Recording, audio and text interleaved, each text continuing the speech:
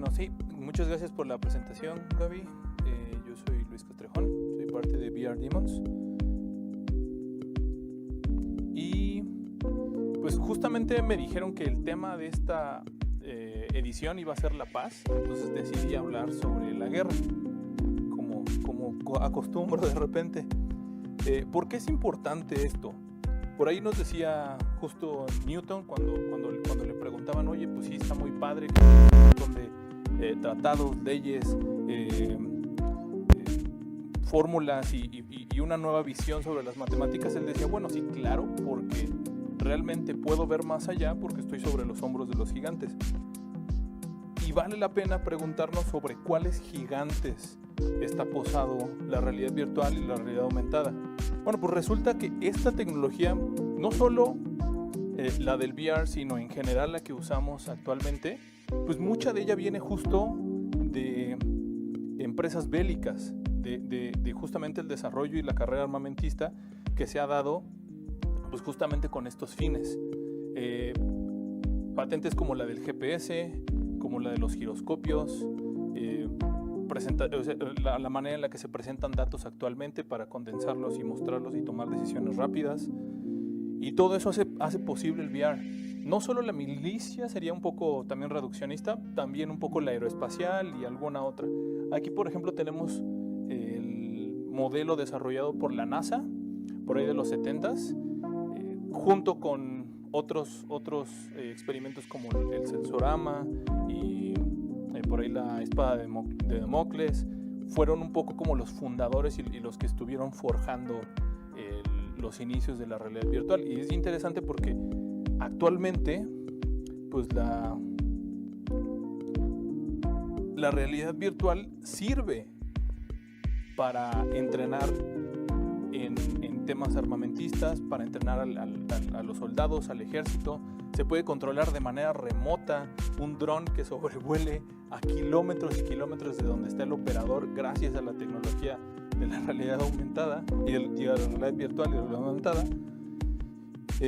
Así como pues entrenamiento especializado, ¿no? de artillería de alto nivel, etcétera, etcétera.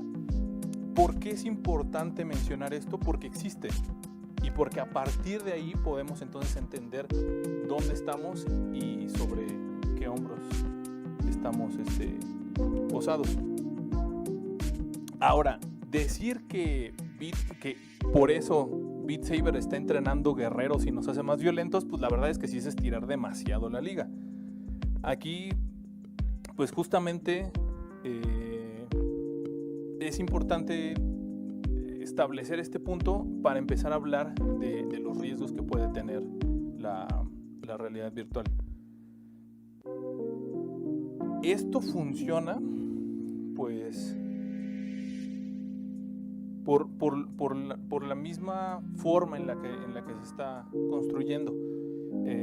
Hablando un poco de los riesgos que podría tener la red virtual, pues justamente uno es que puede llevarnos a más desigualdad. Suena contradictorio, pero ahora les explico.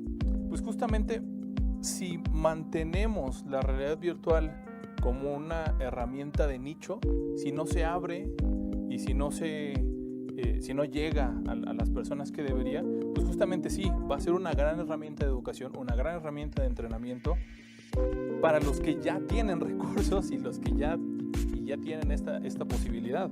No precisamente al revés. Quizá las personas que más lo necesitan justamente va a tardar más y muy probablemente va a tardar más en llegar. Y bueno, eso justamente nos puede llevar a más desigualdad. Todo esto que voy a comentar no es propio de la realidad virtual, es un poco más amplio y abarca, es un problema o es un dilema que va a estar en todas las tecnologías emergentes, ya sea realidad virtual, realidad aumentada, AI, Deep Learning y muchísimas otras que ahí vienen detrás. Realmente están constituyendo una nueva forma de ver el mundo y una nueva forma de interactuar con el mundo.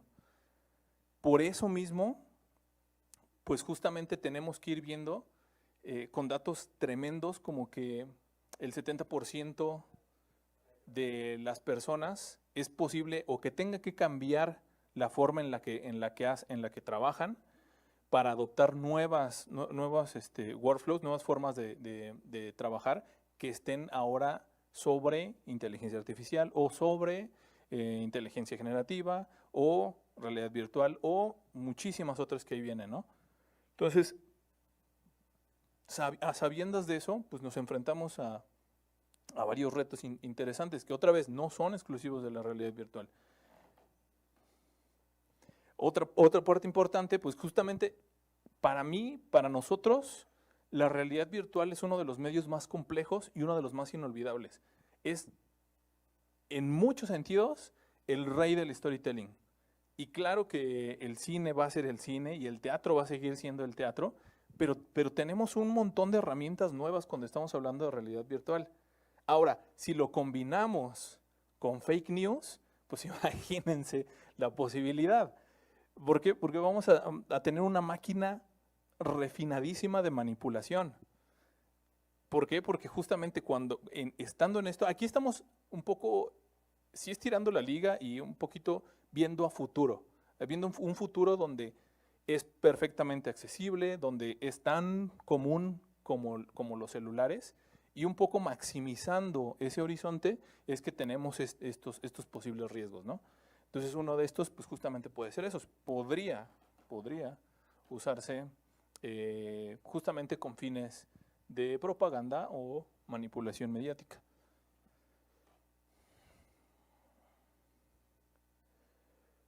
Otro punto importante es que estas tecnologías emergentes pues ya vienen prediseñadas o ya vienen con una cierta predisposición para enfilarse y convertirse en una herramienta de consumo más, sí, una herramienta de consumo más. ¿Qué es lo que pasa? Muchas veces nosotros nos llegan las noticias, ¿no? Hay una nueva inversión en tal población de México y toda la gente va a tener internet gratuito y eso va a ser patrocinado por Facebook y por Meta. Y todos lo leemos en los periódicos y decimos, no, pues está súper bueno, está súper padre. Pues resulta que ese internet sirve solo para acceder a Facebook. No es como precisamente un internet libre y gratuito. También ha habido otros casos donde se regalan tabletas o se regalan celulares solo para consumir las aplicaciones que ya vienen preinstaladas. Y esto nos pasa también en los mismos celulares. Entonces, estos procesos de masificación tecnológica pues nos llevan también a la alienación de los propios procesos tecnológicos. Y lo vemos sí en este tipo de tecnologías, pero también en cosas mucho más sencillas y mucho más aterradoras, como puede ser, por ejemplo, los alimentos. Hay mucha gente, hay muchos niños en Estados Unidos que no conocen cómo se ve un tomate. O sea, verdaderamente están tan alienados que para ellos se debe de consumir en una botellita que te llega por Amazon. Entonces, pues no sé cómo se producen los tomates, no puedo producirlos yo. La carne también como de, no, horrible que traten así a los animales, pero mientras me llegue mi filete a la hora que yo lo pido, pues no hay problema. Estoy totalmente alienado de los procesos. Y bueno, sin hablar, por ejemplo, de estas cajas cerradas que se vuelven las tecnologías entre más complicadas sean. Quien tenga un auto, yo creo que 2020 para acá, antes, yo me acuerdo por ahí de hace unos, no sé, 20, 25 años, abrías el coche y más o menos como que le entendías, ¿no? Así como que aquí van las bujías y como que aquí va la banda de no sé qué. Ahorita los abres y prácticamente es una caja negra y ya. ¿Quién lo va a atender? ¿Quién lo va a dar mantenimiento? Pues única y exclusivamente la empresa que te lo dio. Está otro caso, por ejemplo, de tractores en Estados Unidos, tractores que se les da a los agricultores. El tractor es carísimo, pero prácticamente el agricultor no es dueño de él. Si quiere repararlo, cambiarlo, mejorarlo, lo que sea, tiene que ser directamente con la empresa que se lo vendió. Casos muy similares hay con muchas otras tecnologías, son prácticas que pues cada vez son más comunes. Y bueno, sin contar del ya mencionado a la obsolescencia programada, que son equipos que ya están predestinados a ir bajando, incluso ya vienen preprogramados de bajar su rendimiento, porque ya está previsto que en un año va a salir un nuevo modelo, por ejemplo.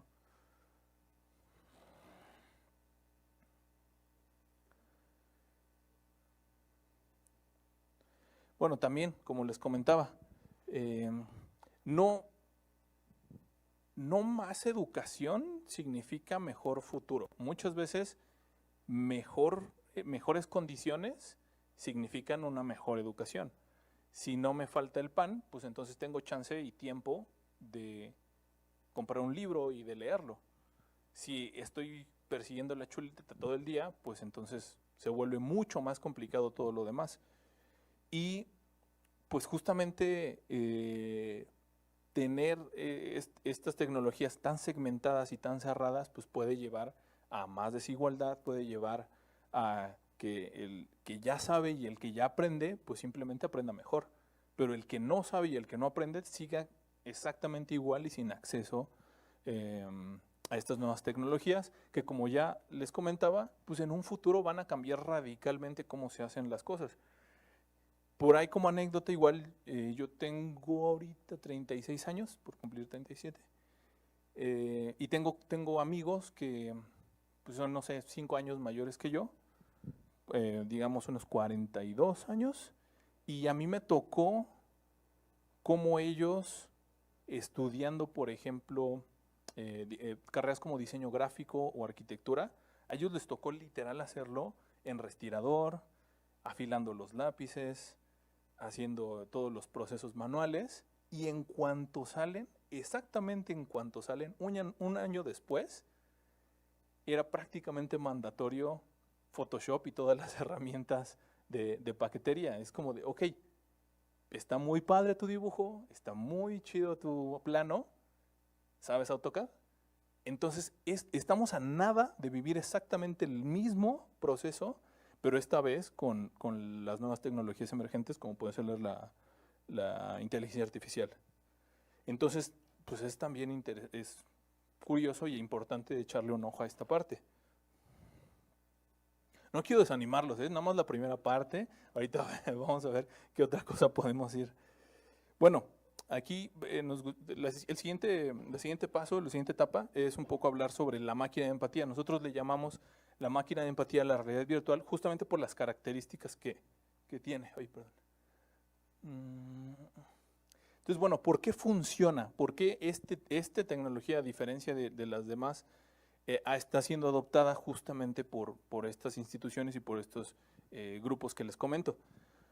Bueno, pues resulta que como les decía, es uno de los medios más complejos y recae a nivel de diseño en varios términos, pero los que más a nosotros nos han atraído y apasionado, pues justamente es diseñar alrededor de la presencia, la interacción y la inmersión. Hablando de presencia, pues justamente es este sentimiento, este sentir que la otra persona está ahí.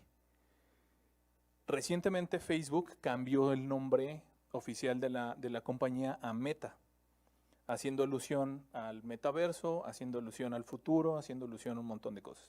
Uno de los pilares que ellos tienen bien definido sobre el que van a estar desarrollando la compañía justamente es la presencia.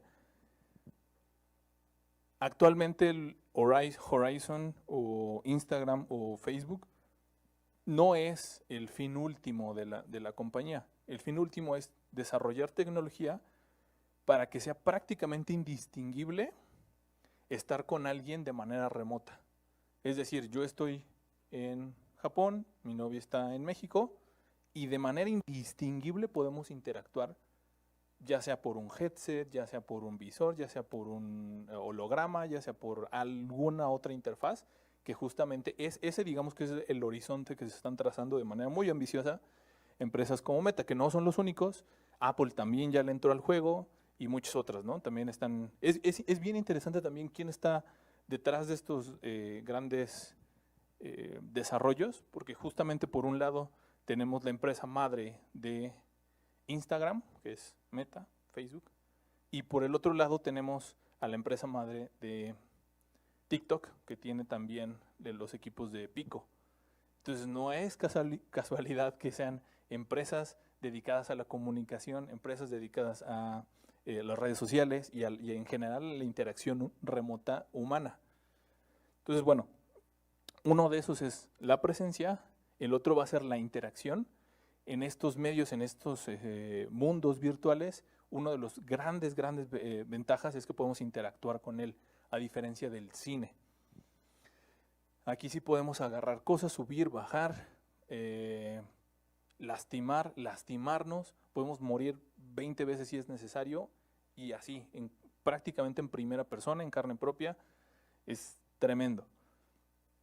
Y todo esto, pues, bajo el paraguas de la inmersión, que la inmersión, a fin de cuentas, está respaldada un poco por la parte de la ficción.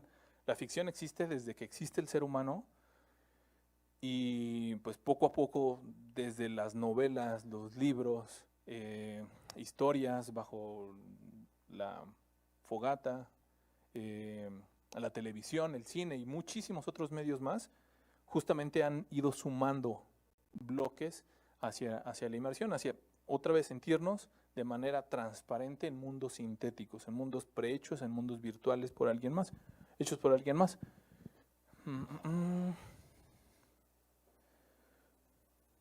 Otro punto clave es que cambia la manera en la que aprendemos. Cuando estamos en la realidad virtual, cambia la manera en la que aprendemos radicalmente. Estamos hablando que la retención llega a ser 2 o 3 veces más que medios tradicionales. Esto no aplica para todos los casos, no aplica para todos los tipos de conocimiento, pero sí para el que tiene que ver con hacer las cosas. Es decir, operar maquinaria, aprender una receta, realizar pasos mecánicos, etcétera, etcétera. Entonces ahí hay un gran beneficio relacionado con la realidad virtual. Aquí tenemos una imagen, por ejemplo, de equipo médico, que se está viendo cómo se puede usar equipo médico, y la verdad es que sí es súper impresionante, porque justamente hay unos robots, unas máquinas, que tienen una precisión nanométrica de movimiento, pero al eso extrapolarlo a controles un poco más sencillos, un poco más amplios, pues justamente le dan mucha libertad al médico, dando una resolución 1 a 1. Hemos visto por ahí videos de este tipo de máquinas que literal operan uvas. O sea, una uva de este tamaño son capaces de disectarla, abrirla, cambiar lo que tienen que cambiar y después otra vez hacer la sutura. Una cosa tremenda. Y otro punto, pues justamente es lo que da un poco título a la ponencia, que es esta parte de empatía, de la máquina de empatía. A diferencia de otros medios, aquí el jugador es el actor principal. Es decir, pues tiene el poder de experimentar en carne propia, pues justamente situaciones, contextos ajenos. Voy a jugar a ser alguien más, ahora a ser mujer, ahora a ser viejo, ahora a ser mago, ahora a ser etcétera, etcétera. Esto obviamente lo vemos en otro tipo de medios, como puede ser los videojuegos, como lo vemos en el cine algunas veces, etcétera, etcétera. Pero aquí justamente tratamos de abducir todos los sentidos posibles de jalón. Es decir, la vista, el sentido de orientación, nuestra percepción espacial, lo que sentimos, o sea, de manera áptica en el tacto, audio, etcétera, etcétera. Entonces, sube muchísimo la vara en ese sentido, y en muchos casos nosotros vemos una concordancia un poco mayor hacia el teatro o hacia las artes histriónicas, porque justamente estás jugando a ser alguien más que con otro tipo de artes, como podría ser el cine o como podría ser la animación. Incluso los propios videojuegos. Déjenme, tomo un poquito de agua para la última parte.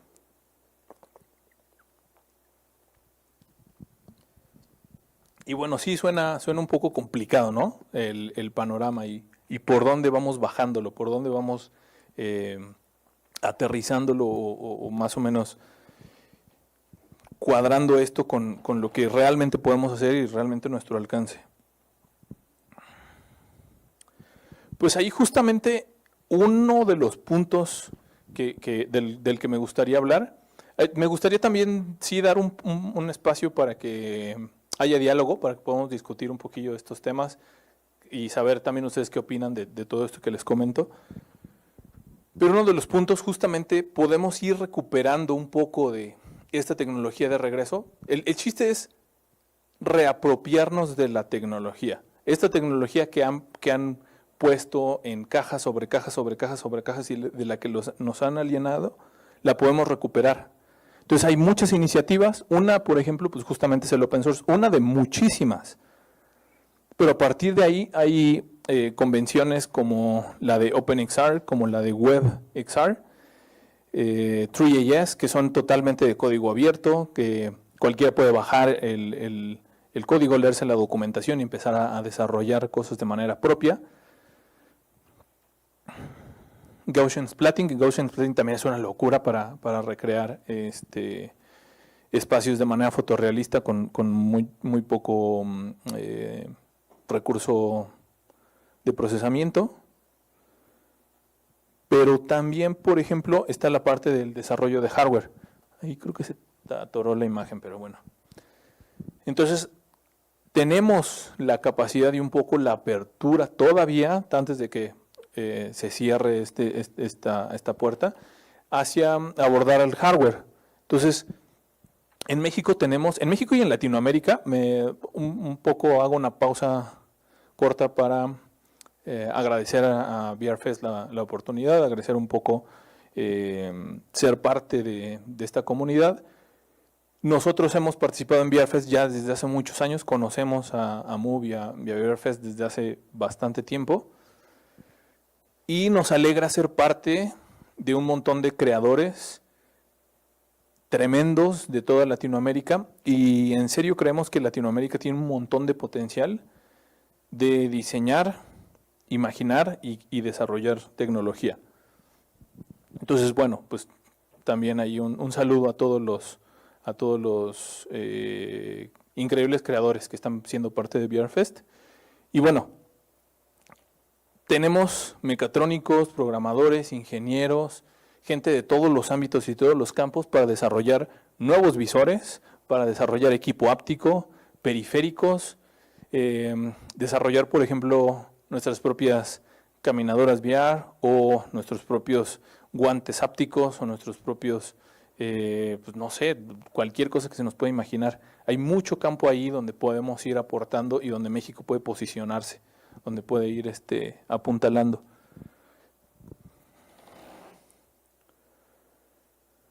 Pero hablando un poco de los actores principales, de los actores que realmente tendrían que moverse para empezar a cambiar estas cosas, porque ya estamos, o sea, ya presentamos al principio, pues justamente los agentes que ya están tomando ventaja, ¿no? Entonces ya dijimos desde el principio, ¿qué crees? Que el milicia de todo el mundo ya está metido en esto.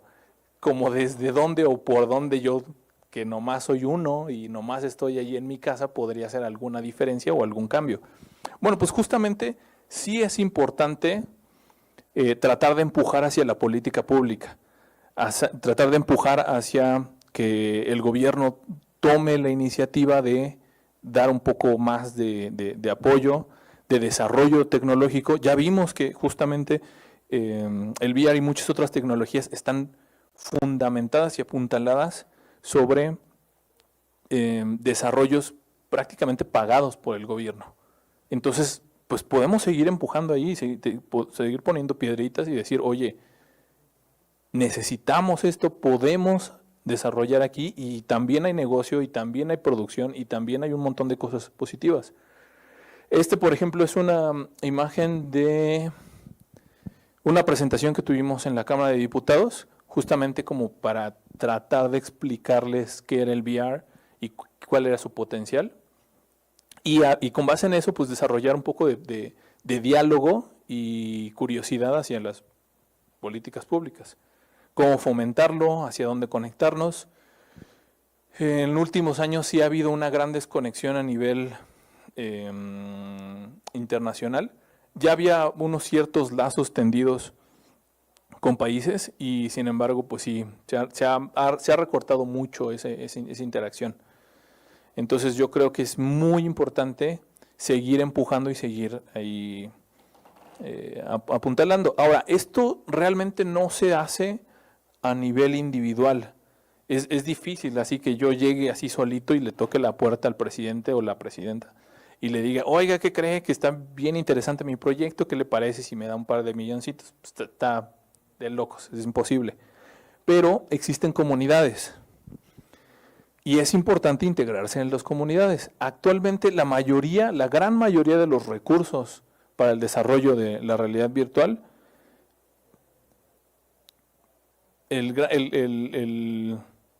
para el desarrollo de la realidad virtual, pues justamente está en inglés y viene de países específicos, viene específicamente de Estados Unidos, China y una parte de Europa. Sin embargo, las comunidades también surgen como un gran pivote para extender ese conocimiento, para otra vez reapropiarnos y para ir bajándole esa alineación y reentender y reaprender de los compañeros, como justamente puede ser VR Fest. Nosotros en VR Demons también tenemos una comunidad de gente muy talentosa de habla hispana, porque sabemos que de repente no es exclusiva de México, hay una diáspora y hay de repente gente talentosísima chilena en Canadá, mexicanos en Estados Unidos, mexicanos en Australia. Entonces, pues justamente tratamos de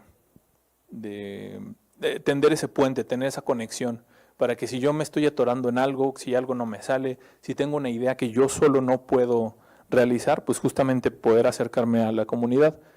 También está por ahí la de MetaQuest Latam, que no solo es el bien desarrollar, también es el bien jugar, entender en su complejidad la herramienta. AWE, como uno de los principales foros para exponer nueva tecnología relacionada con las realidades extendidas. Y XR Women Global, que justamente ellos impulsan específicamente, o ellas impulsan específicamente la adopción tecnológica del XR a través de las mujeres. Y muchísimas otras, ¿no? O sea, aquí tratamos de poner algunas con las que nosotros hemos de primera mano trabajado, pero hay muchísimas otras comunidades que están haciendo cosas bien interesantes. Finalmente, parece lo mismo, pero no lo es, pues la parte de las fundaciones. De repente pensar que ya le tomé una foto a una niñita indígena en Oaxaca y ya por eso hice un cambio es un poco iluso, digamos, por decirlo menos. Muchas veces es mucho más efectivo salir y realmente tratar de hacer un cambio, enseñar algo, mostrar algo, compartir algo, y entonces a partir de eso tratar de conectar con la gente a realmente verlo nada más como ajeno, como tercera persona. Y ese muchas veces es el trabajo de las fundaciones. Y realmente, yo les diría, si van a invertir para tratar de generar un cambio en específico a nivel digamos, de paz, que es el tema de este VR Fest, pues una muy buena opción puede ser a través de fundaciones. Aquí la verdad es que me faltó un poco investigar específicamente fundaciones. Estos son temas de fundaciones que de hecho hemos visto, nos hemos acercado a ellas, pero se me fueron los nombres, la verdad. O sea, ahí sí me falta un poco investigar esa parte específicamente. Sin embargo, conocemos este tipo de proyectos en la comunidad.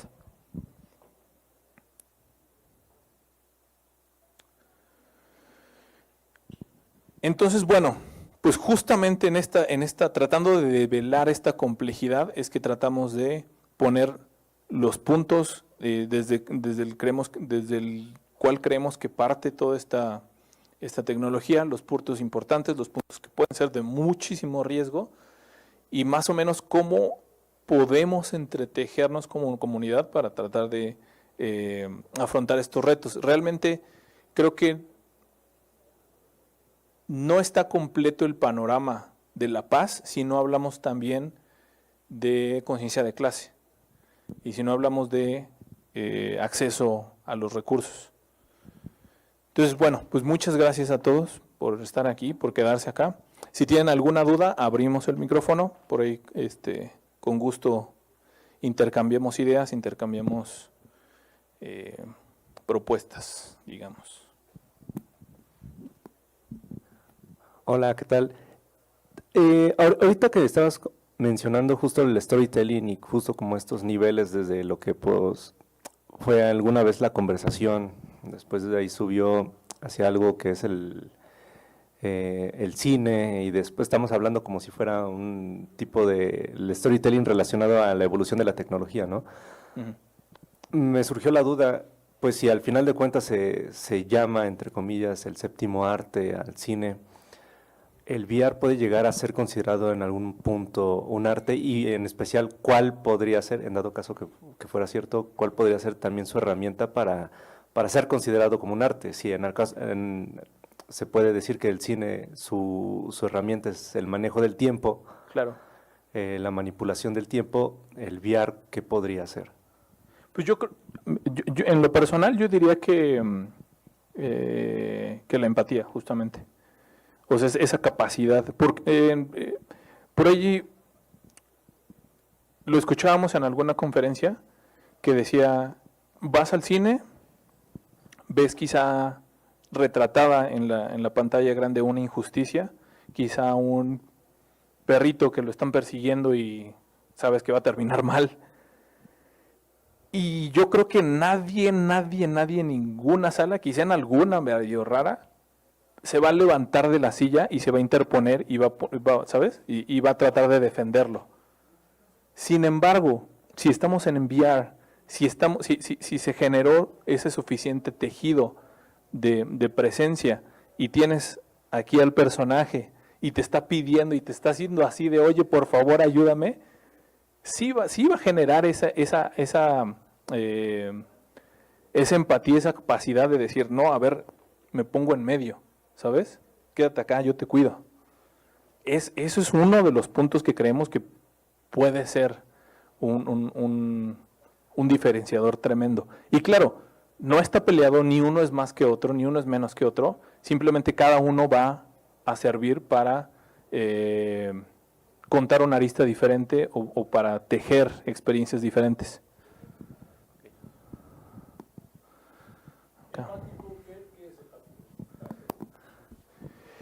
Hablando justamente de estos intercambios de experiencias, de ponerse en los zapatos de alguien más, pero también de tratar de ponerlo en su contexto y tratar de sentir lo que podría sentir la otra persona.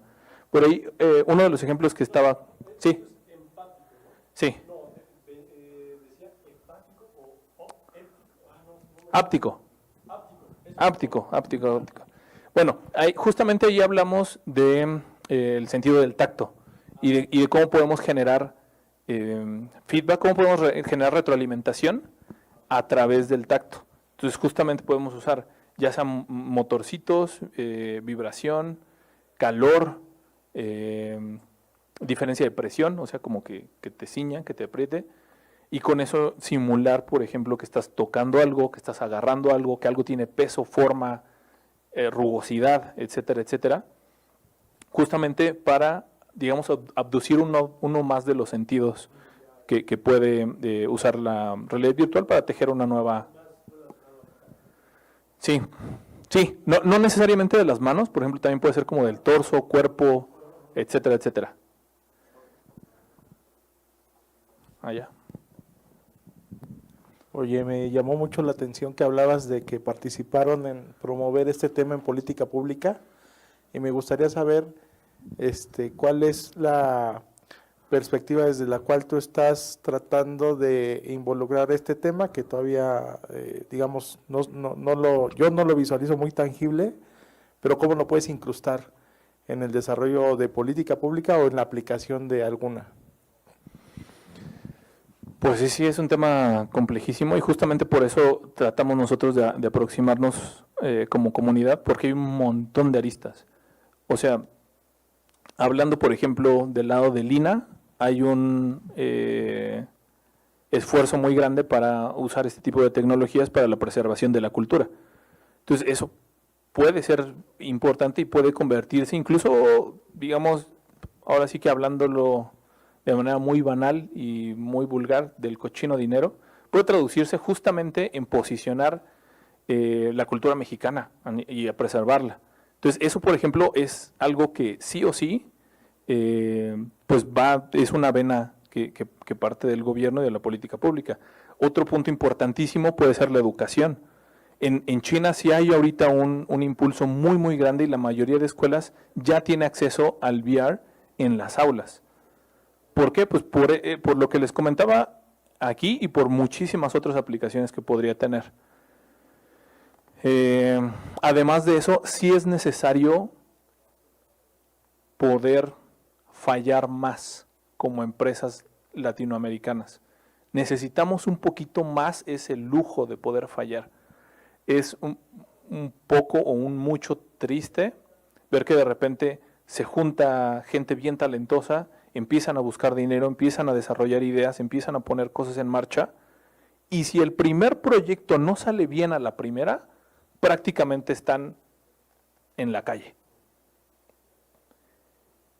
Si podemos hacer esa conexión a nivel gubernamental, a nivel de política pública, para que existe ese aire de poder fallar, entonces vamos a tener mejor tecnología más rápido y podamos iterar en cosas más interesantes, que se puede convertir en productos, que se puede convertir en patentes, que se puede convertir en un montón de cosas que no solo beneficie al gobierno o a la población en general, sino incluso al país entero, pues. Oye, y complementando mi pregunta, ¿qué acuerdo hicieron con los diputados? Ya para terminar de resolver mi duda. En esa ocasión fue un poco más como instruccional, como a manera de introducción de qué era y cómo se comía básicamente la realidad virtual. Y sí sí hubo un gran interés, pero también había un cierto desconocimiento por justamente la naturaleza emergente de la tecnología. No sé si hay alguna otra. Okay. Gracias. Hola, a mí me llama mucho la atención. Personalmente, ¿tú consideras que sí tuvieron una buena recepción? Porque también hace falta legislación, o sea, legislación muchas veces a nuevas tecnologías, empezando por inteligencia artificial, en este caso realidad aumentada y realidad virtual, que permita también que se acerque más a las personas. Tú consideras, o sea, como tú lo viste, ¿no? Tú en la cercanía, en estar ahí, presentarles a ellos, ¿cuál fue su recepción? O sea, porque muchas veces los vemos, a lo mejor no sabemos si conocen o no conocen de la tecnología, ustedes se la llevan, pero no sabemos cuál es, cómo la interpretan ellos o cómo realmente la reciben. Sí, pues es muy buena pregunta. Ahí digo, reiterando un poco, yo no fui solo, yo fui de hecho a acompañar a mi novia, Pam, que está aquí presente también. Ella fue la que dio, por ejemplo, esta ponencia, y aparte íbamos acompañados con otro colega también de otra empresa, y aparte habíamos sido invitados por otra empresa especializada en educación. Y en general sí hubo una recepción curiosa, sí les interesó saber más, sí hubo varias anotaciones. Sin embargo, es muy difícil traducir eso ya a vectores reales de tarea, ¿no? de acción. Otra vez, como comunidad, podemos seguir empujando. Y yo los invito a que sigan empujando y que la próxima vez no vayamos nosotros, vayan ustedes y nos inviten después a nosotros también y sigamos un poco moviendo la piedra, porque sí, es cierto, y por esto y por un montón de cuestiones más, es urgente que se voltee a ver a las tecnologías emergentes, dado que sí o sí van a cambiar la manera en la que vivimos en los próximos 10 años.